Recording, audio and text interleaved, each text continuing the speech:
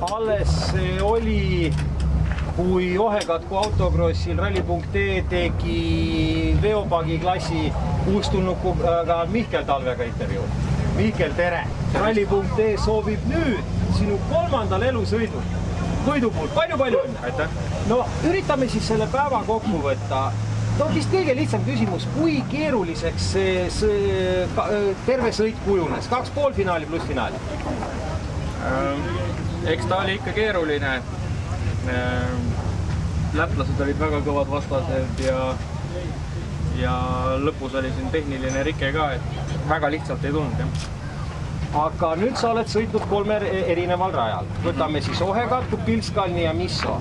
Kumb rada sulle nagu hetkeseisuga nendest, mis sa sõitnud oled, kõige rohkem meeldib ja miks? Pilskalni ma arvan võib-olla, sellepärast, et see oli hea kiire rada. Kuigi Misso ei ole ka aeglane rada. Ei, Misso ei ole ka aeglane rada, jah, aga seal oli selline äge suur hüpe, mis oli suhteliselt põnev ja Ohekatku oli väga raske rada. Ta oli väga raske. Ja no jah, seal sadas vihma ja ta oli libe ja kurve, väga palju kurve. Siin oli nagu rahulikult. Sa oli siin pikemad selged. Ja muidugi finaali lõpp läks nagu suht põnevaks. Siin raamats juba poksas ka siin natukene tagant ja räägimegi nüüd lahti, et mille sulle see lõpp nagu aeglaseks muutus?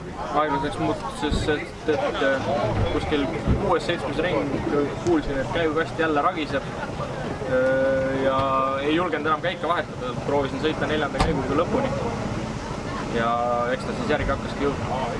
Aga vedas? Vedas. Võit on võit. Selle võidu pealt on kindlasti hea minna ka Smirtenesse. Jälle uus rada. Jälle ei tea, mis juhtub. Aga ma ütlen, et süües kasvabis. Jaa, ei kindlasti.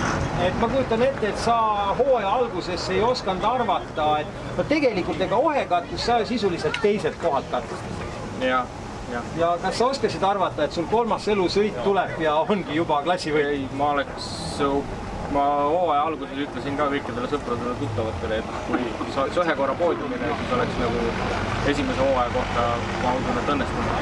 No Ohekatkus tehnika, poodiumile ei saanud, see oli käeulatuses. Pilskalnis olid sa 3.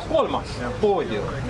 Ja nüüd esimene koht, et nagu väga loogiliselt samm-sammult on ülesse, et siit kõrgemale tõusta ole võimalik, on ainult hoida seda iga sõiduga poodiumi kohta. No eks sõitu saab ikka liikida ja paremaks saab kindlasti seda tehnikat veel. Aga saab näha, mis juhtub Smirtenes, mitte keegi ei tea, mis seal juhtub.